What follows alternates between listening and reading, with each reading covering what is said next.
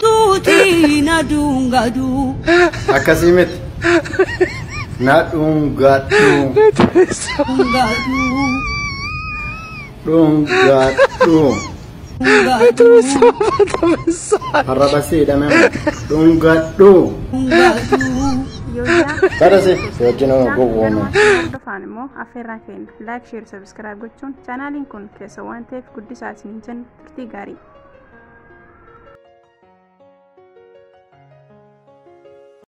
Loko mudi son saleman eko ansi male orma fidon kabdu baron eko kana fansi sasada sinar ada ko tudufa ko taisi. Assalamu alaikum warahmatullahi wabarakatuh. Assalamualaikum warahmatullahi wabarakatuh. Ana ifu bagine gahan ftani sin jitta haralle ولكت ديريتين زرا هنقدر ما تنوتين دهم ما ونوتين سسكنا وكان موتو إنون إكاتنا سين جل كارو بينك آلي إيجا كهرجتو مال كبدي فيدي مال لين رفتي جتو كيسان إنافو سو هنقدر ما تنوتين دهم مو أفرقيا like share subscribe tak tak kodame tap tap bura ganda dito kitin ufte kanya nunca este binjara حرة وانا جايباتك كبديتي نفي مالي أخان جبتا يوتاهي جرين ينا واحنا كي ستي لأننا ما تأي كان جمتشو أن جراتشو في مبرباني إنجر كان أف مي قرصة جباب بيتك كبديتي في تنجرا هنجر ما تي نوجينا كتفتنا بديد أنجبا أكسم سموتو مي قرصة كي كان ميبي فرشو دندسو جرو أكان متكات wanta trakkatirraa yookaan immoo hanga yaada kiyyaatiin isin qooduu fi dhufee kanaaf narraa qoodamtu immoo akkamii isiniin jechuun barbaada. I hope garuu narraa qoodamtan jireetiin abdadha. So hanga dhumaatti wajjin ta'uu hin dagatinaa isiniin jedha. Dhala namaa kana keessatti wanti namatti dhufu baay'ee jira. Wanti abdii kutichiisullee baay'ee jira. Wanti abdii turullee baay'ee jira. Garuu kanuma hundaayyuu danda'amee برترامون وخان موتو أفسان برترامون برباج ساعة وانا هدو وابين ما توصل كلتي جمالات كرنا مونتسن الرجيم صافنا ما فتحوا بردربون هنجت أي تقول برباج ساعة سنجرا كان أفمي أول ما غلطتي وتكاتي هنجا كوراني تك اسمي فانيما نازين تران سنجرا قرصة بلوما قرصة جواب رجيتول أوكي فكينيا في مسلمة يوتاتي جنما يروكاتي صلاتي دعائي كأتي سيك أني لين مرة فقاتا كسمس موتورس لين بلونا ما باتي أكسم موتورنا من تبرالي يرو ساعتي كيسنتي اسمي صلوتي وكان غوتنتي ساعت سند برفتشو سونتاني دعائي قدتشو كان موتو كأننا قدتشو يجولا خرابراتيني إني لما فهمتوا يروح بوليستي كيتي ولدتي لفتي سيك يعني جمد يعني كان جتوني موتو كل فكيسة مالي كان لين مالي زرمتي سو كنافو يروح مهندس هيك أدو ركو من كيسات اللي وقواتي ركو سجست اللي وقواتي ريا كيتي نو كان مو بوليستي كيتي نو كان مو بوليتي كيتي يروح لفتي سيك جمد كل فيه رحاقو دي سمو كان كي يجودا يعني يجون يروح نداو دي بني يروح ندايا دانيو سمو كي نفنفس دي قوني غاري متوانتي كنافو سيكي كل في دبر فرد جتودا ركو سانا مسانيف قودا جتودا سيغلتي أكيسي أوكي إني تانو موتو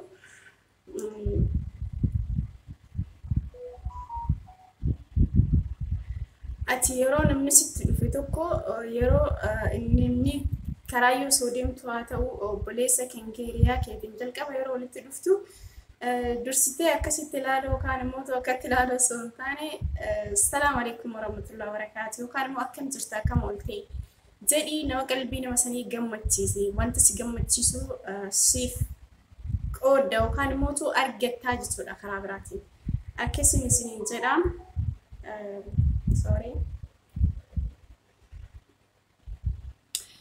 Inni faffani yeroo namni haasawa sirriitti sekkasi yeroo namni sitti waa himu yookaan immoo yoo dhageeffachuu qofa osoo hin taane caqasuu sirriitti wanta ta'e tokko keessaa hubachuu maaliifi yeroo tokko beektaa yeroo namni tokko haasa'u wantichi keessa gaafii nutti ta'u jechuudha. Haasaa nama sanii hanga dhumaatti dhageeffannee yoo jennee achi keessaa muutu wanta gaafii nutti ta'isan illee argachuu dandeenya jechuudha. Okay. Akkasumas immoo jidduutti muruu osoo hin taane jechuun dubbaddeetiin jira. Fakkeenyaaf hanga dhumaatti yoo caqastee osoo maaliif akkas jettee jidduutti guddeen gaafannee wanta ati jalqabarratti gaaffisus ta'uu sun achi keessatti deebisii ta'uu danda'a waan ta'eef caqasuu kan wanta nama wajjin haasoftu sanitti akka isheen gootee hubachuu jechuudha. Okay. Kana jechuun maal jechuudha akka gammachuudhaan akka jiraattu si godha jechuun maaliidhaaf walitti dhufee jechi koonii kan jedhu gaafii yoo isinitti ta'e gatisaa dhala namaa kana keessatti walii haasaa keessatti yookaan wanti gaafii namatti hin taane jiru wanti maaliif akkas kan jedhamu sammuu namaa keessatti ni uumama waan ta'eef haasaa nama isaanii osoo addaan kun hanga dhumaatti maal jedha namni kun jettee kan caqastu yoo ta'e achi keessaa deebii argachuu dandeessaa jechuudha. Okay, inni itti aanu hiriyaa kee yookaan obboleessa kee yookaan maatiidhuma kee keessaa nama tokko maqaa namni jaalatu jira. Maqaa namni hin jaalanne illee ni jira. Kana jechuun amma fakkeenyaaf karaa maatiitti yoo namni walitti dabalamee tokko si akkasii maali waan akkasii sana osoo hin taane maqaadhuma nama saniitiin yoo yaamte yookaan immoo maqaa namni sun jaalatu kan biraa yoo kan qabaatu taate maqaa nama saniitiin yaamu akka qalbii nama sanii gammadu gootii jechuudha. Okay. Obboleessa keetiif kabaja inni haqa godhatu kenniif. Fakkaasuu yeroodhaaf waan akkasii sana osoo hin taane kabajuma isuma sirrii ta'e isuma dhugaa ta'e jechuun kan yeroo kamiyyuu jalaa hin jijjiirre. Fakkeenyaaf namni tokko yeroo tokko si kabajaa yeroo tokko yeroo si argee bakka intiraame walluma fuudhanii gad deebisuun kun waan akkasii sana osoo hin taane kabajuma sirrii ta'e kan yeroo kamiyyuu jalaa jijjiiruu hin dandeenye kenniifi kabaji. Yaani kana jechuun ati nama kabaja jechuun cinaa biraatiin atis kabaja argattee jechuudha. Yaani kana jechuun of kabajee hojjettee nama si kabaja waan jedhamu tokko hin jiraamti. Kana jechuudha. Akka yaada kiyyaatti guys. Inni torbaffaani waan ta'e tokko yaani obboleessa keetiif yookaan maatii keetiif yookaan immoo hiriyaa keetiif namatti dhiyaatuuf walumaa galatti jechuudha. Hadiyaa yookaan kennaa yookaan waan qalbii nama gammachiistu jechuudha. Kennaa jechuuni kenniif osoo hin tuffatin jechuudha. Yookaan immoo inni xiqqaadha osoo hin jenne yookaan immoo wanti an kennuufii qabu wanti an qabu xiqqashoodha osoo hin jenne kana jechuun kennaa jechuun maal jechuudha karaa biraatiin qalbii nama sanii gammachiisuu jechuudha. Malee wanta guddaas ta'e xiqqaas ta'e kennaa waan akkas maraantiin jedhu miti qalbiidhuma nama sanii akka gammadu taasisuu jechuudha. Inni itti aanu nama jaalatu tokko yookaan hiriyaa kee, obboleessa kee, obboleettii kee, haadha kee, haadha manaa kee, abbaa manaa kee haa ta'u nama jaalattuun sin jaaladha jedhee aadee rakkoon qabu. Yaani amma namni keenya tokko keessumaa shamarran jechuudha. Namaan sin jaaladha jechuun nutti ulfaatti garuu silaa dandahamee matti dhiyaannu tokkooni sin jaaladha hojjetteeni aadee yaani rakkoon qabu. Yaani qalbii nama sanii gammachiista atis itti gammaddaa jechuudha malee waan biraa of keessaa qabu. Kana keessaa bakka kanatti sodaan baay'ee dhala shamarran keessa ni jirti waan ta'eef garuu osoo jedhame bareedaadha jedheen yaada akka yaada kiyyaatitti. Kana jennaan immoo shamarran jaalala gaafachuu qabdee kana ni waa keessa jiru. Amma kana keessa jiru. Sin jaalala jechuun jaalala obbolummaa jira, jaalala hiriyyummaa jira. Injiraan personaalee akkanaa jechuudha malee funny miti guys. Inni itti aanu nama yoo namni waa sitti balleesse irra darbiif yaani namni kamiyyuu nama ta'e ni dogoggora waan ta'eef namni dogoggorre hin jiru. Yoo namni hiriyaan kee takka yookaan obboleessi kee tokko yoo dogoggore yookaan immoo yoo ati dogoggortee osoo hin beekne dhiifama gaafadhu. Yookaan immoo namni sun yoo kan dogoggoru taate ati kan dogoggortu taate dhiifama gaafadhu. Yoo namni immoo dogoggoree akka tasaa osoo hin beekne wanta ta'e tokko irratti walitti kan buutan taate dhiifama onni siin jedhee dhiifama godhiif. Yaani irra darbiifi jechuudha. Maaliif namaa miti rabbuyyuu dhiifama namaaf godha waan ta'eefi jechuudha. Okay,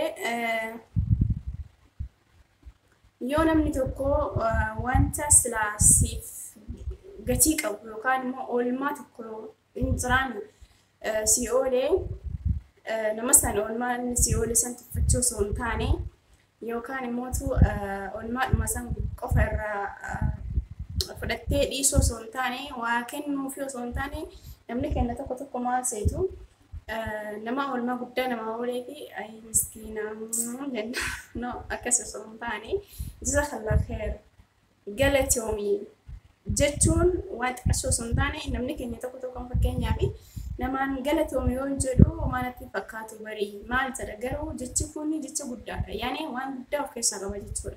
Namaan galatoomii yoo jettee nama saniif galata yoo deebistee namni sunis qalbiin isaatiillee ni gammaddi atillee itti gammaduu qabda jecha kanaaf yoo jetteef jechuudha. Hanga namni sun oolmaa si oolee illee galatoomii jechuuniin bareedaadha jechuudha. Waan tuffatamu miti jechuudha.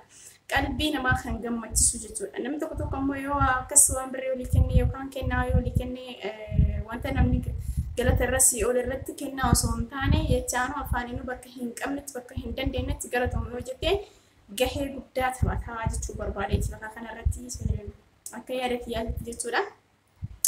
Walumaa galatti mata dureen kee har'a qabattee dhufe kana fakkaata. By the way jecha tokko as keessatti yookaan dogoggore taatee godhaan of galchaa jedha. Maaliif namni keenya tokko fakkeenya bakka yeroo nama jaalattuun si jaaladhu yeroo safuudha jechuun hin jiran tokko fakkeenyaaf safuun qabu kuni waan safuu cabsuu miti nama kabajuu nama jaalachuun safuu miti kanaafuu akkasitti hin faaminaa jechuun barbaada. So mata duree kee irraa kanaan isiniin jechuun barbaada. Mama jira waan ta'eef guys kanaan isiniin jechuu barbaada. Hamma maatiin wajjin turtanii dhaggeeffachuu keessaniif galatoomaa isiniin jedha. Dogoggorri yoo jiraate naaf kolcha yaadnoo jiraate mootu tap godhaa komentii barreessaa isiniin jedha. Kabajamtootaa fi jaalatamtoota maatii jituu Oromiyaa thank you isiniin jireetiin jira. Bye bye horaa bulaa deebanaa. Bye. Loko mudi son saleman eko ansi male orma fidong kabdu baron eko kana fansi sasada sinar ada kutu dumfa kota isi